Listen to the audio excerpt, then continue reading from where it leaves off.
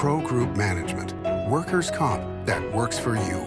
This is 7 at 7 from the Las Vegas Review-Journal. Good morning, everyone. I'm Renee Summerhour. Let's start off today with your top stories brought to you by Nevada Hand's Silver Sky Assisted Living Community. Learn more at nevadahand.org. One man was shot and injured by police after pointing a gun at officers Tuesday night. Metro Police say the incident occurred on North Pecos Road near East Lake Mead Boulevard. Police responded to reports of a man with a gun and were reportedly shot at during the pursuit.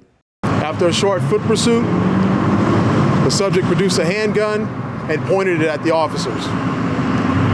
To defend themselves, the officers pulled their handguns and fired at the suspect. The man was treated for non-life-threatening injuries and no officers were injured. Charges were unclear Tuesday night. A suspect has been arrested in the 2016 killing of a man in central Las Vegas. 21-year-old Percellus Jones appeared in court Tuesday. He's accused of shooting a 27-year-old man in his car at Shadow Ridge apartment homes on Arville Street. Jones was 15 at the time of the shooting. He remains in custody on one count of murder. Now to the latest on the execution of Zane Floyd in Nevada. A witness testifies that the state's plans would cause him agony. Review-Journal's Jen Ah explains. Jen?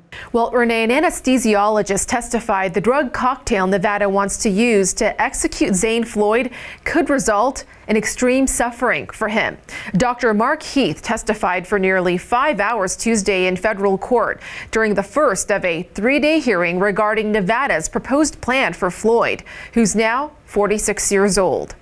State's plan for the execution involves 3 drugs that have not been used together in an execution before, and one of those drugs is also fentanyl. Floyd was sentenced to death for shooting and killing 4 and gravely wounding more at a Las Vegas grocery store 2 decades ago. Floyd was also convicted of repeatedly raping a woman before that shooting.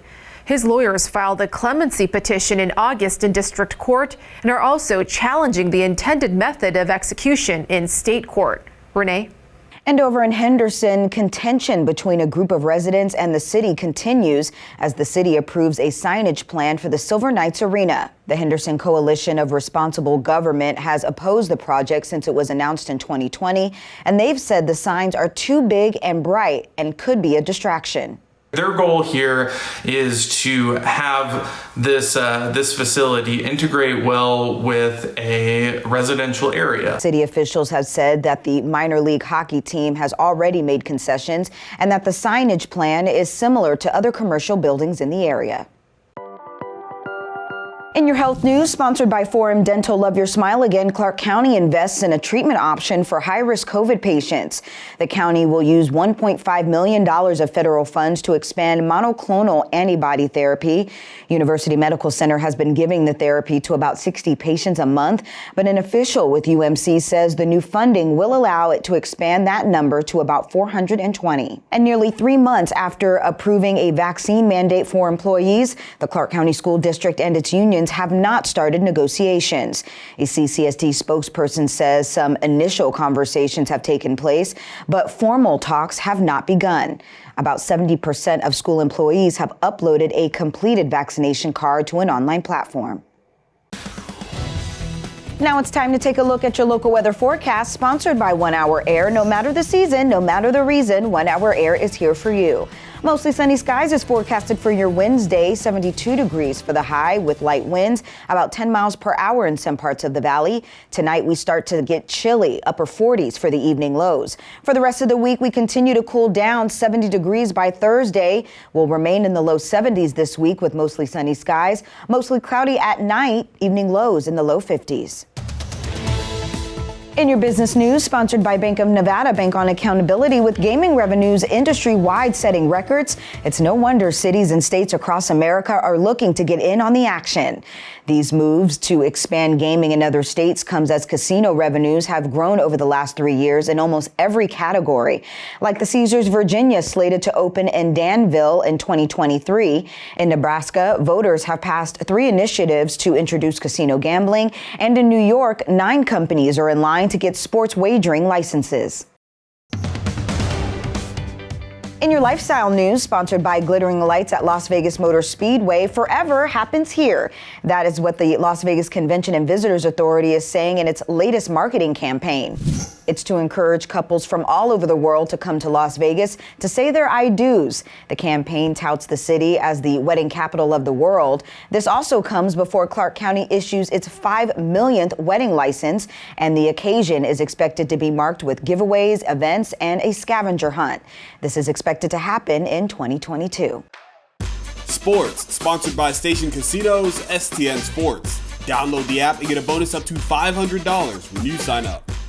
The Golden Knights fought to tie the game at 2 apiece heading into the third period Tuesday night, but ultimately could not sustain their rally after a bad bounce led to the game-winning goal in a 4-2 loss to the Carolina Hurricanes at T-Mobile Arena. The Golden Knights were already down 8 players due to injury and COVID protocols before defenseman Shea Theodore and wing Evgeny Dadonov left the game. Sports betting, sponsored by Las Vegas Paiute Tribal Smoke and Cigar Shop. College football action continues today with 2 more midweek games from the Mid-American Conference. Central Michigan is a 1-point road favorite at the Westgate Superbook against Ball State with a total of 59.5. And Northern Illinois is a 1.5-point road favorite against Buffalo with a total of 60. In an ACC game on Thursday, Louisville is a 19-point road favorite at Duke with a total of 61. Now to your entertainment news, sponsored by DiscoverYourNevada.com, brought to you by Travel Nevada. Have you ever thought about what food matches your favorite football team? The Strat is now offering a home versus away menu at PT's Wings and Sports every weekend, and each team gets its own dish. For example, the Raiders' rivals, the Kansas City Chiefs, are represented by burnt ends brisket and traditional barbecue sides. Raiders get prime ribs and mashed potatoes and horseradish. Executive Chef Andrew Bateman says the reaction from fans have been good so far. Thank you for watching 7 at 7 a.m. I'm Renee Summerhour. If you have a Roku device, search Review Journal to download our channel. And if you're watching 7 at 7 on YouTube, don't forget to drop us a like and hit that subscribe button down below. Watch Las Vegas breaking news streaming live on your OTT device. We'll see you back here later today for 7 at 7 p.m. from the Las Vegas Review Journal. Have a great day. Review Journal Studio, sponsored by Adam Kuttner.